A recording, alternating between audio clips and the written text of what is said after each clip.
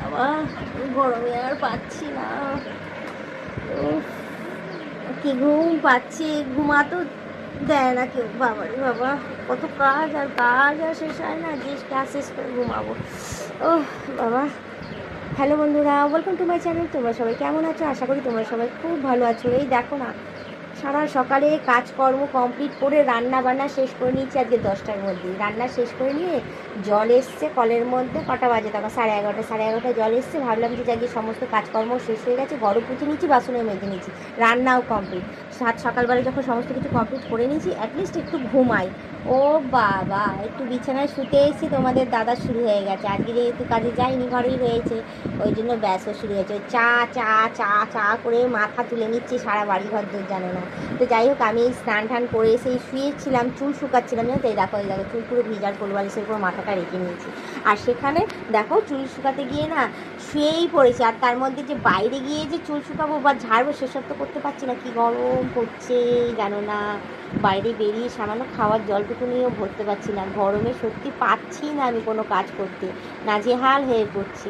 এই গরমে যে আমি কি করে যে কাটাচ্ছি একমাত্র আমিই জানি। তার মধ্যে এইটুখানি ঘরের মধ্যে রান্না বান্না কমপ্লিট, পুরো ঘরটা না টেপে যায় জানো না। তো যাই হোক, তাড়াতাড়ি ওই ভেবেই আমি কমপ্লিট করেছি যে অ্যাটলিস্ট ভর দুপুরবেলা যখন রোদটা পুরোপুরিভাবে পড়বে বাড়ির ওপরে, ততক্ষণে আমার রান্নাটাও কমপ্লিট হয়ে যাবে, ফ্যানের হাওয়াটাও ঠিকঠাক থাকবে, আর আমিও একটু রেস্ট নিতে পারবো।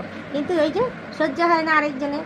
তো যার জন্য ভাবলাম যে যাক গিয়ে অনেকক্ষণ তো শুয়েই রয়েছি, আর চুলটাও আমি শুকাচ্ছিলাম। তো যাই হোক, এখন আর শুকাবো না, এবার আমি উঠে পড়বো। উঠে তারপর গিয়ে করবো, চা করে দেবো। আগে একজনকে চা করে দেওয়ার পর সে চাটা খেয়ে তারপর স্নান করতে চলে যাবে। আর আমি একটুখানি ভাজা করব, কারণ ভাজাটা করি না, ভাজাটা গরম গরমই খেতে ভালো লাগে। তো ওইটা ভাজা ঠাজা করে তারপর গিয়ে তোমার খাওয়া দাওয়া কমপ্লিট করবো। কী করবো বলো? আর এদিকে দেখো চুল, গরমকালে বলে চুল শুকায় না, কী অবস্থা। কখন মানে 2-3 ঘন্টা হয়ে গেছে আমি স্নান করি, তারপরে আমার চুলটা এরকম ভিজে গেছে। আর মাথাটা না কেমন ধরনের যেন চুল পাচ্ছি জানো, বুঝে উঠতে পারছি না। সেই কবে তেল লাগিয়েছে, এই এখন প্রায় 1 সপ্তাহের উপরে হয়ে গেছে, শ্যাম্পুও করতে পারছি না। কেন জানো তো? এই মামের পরীক্ষা করে না আর শ্যাম্পু করা হয় না। তো যাই হোক, কালকে তো পরীক্ষা শেষ, এবার আমার হাত পা ছাড়া, তো ভালোই হয়েছে। হ্যাঁ, গিয়ে শ্যাম্পু ট্যাম্পু করবো। আর আমাদের এখানে না কি সুন্দর সুন্দর জায়গা আছে জানো তো? ভাবছি যে শ্যাম্পু ট্যাম্পু করে সেজে গুজে সেখানে যাবো। হ্যাঁ, গরমে তো হ্যাঁ বেরোবো না, এই বাইরে বাঁশবাগানে যাবো না। কিন্তু হ্যাঁ, বিকেল করে তখন যদি একটু রোদটা নেমে আসে, হ্যাঁ তখন গিয়ে যাও বাঁশবাগানে, কয়েকটা রিলস ভিডিও করবো, করে তাকে তোমাদের দেখাবো, ঠিক আছে? তো একখানা তো ছাড়া হয়েছে, কিন্তু জানি না ওটা কীরকম হয়েছে না হয়েছে, কারণ সন্ধ্যা হয়ে গেছিলো তখন। তো যাই হোক, গরমে আর পাচ্ছি না বললে তো আর হবে না, আর আবার চলবে না। তো একটু কষ্ট হচ্ছে। এখন আমি উঠবো, উঠে তারপর গিয়ে যাবো একটু কাজকর্ম করতে। তো যাই হোক, তোমরা গরমে কেমন আছো? ভালো আছো তো? তোমরা কাজকর্ম ঠিকঠাক করতে পারছো তো? কি অবশ্যই কমেন্টে জানিও।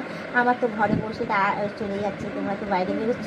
তো যাই হোক, আমার খোঁজ খবর তো আমি তোমাদের কাছ থেকে নিতেই থাকবো। হ্যাঁ, তোমরা কেমন আছো না আছো এটি অবশ্যই কমেন্টে জানিও। আর যারা নতুন দেখছো তারাও কমেন্টে জানিও তোমরা সবাই কেমন আছো না আছো।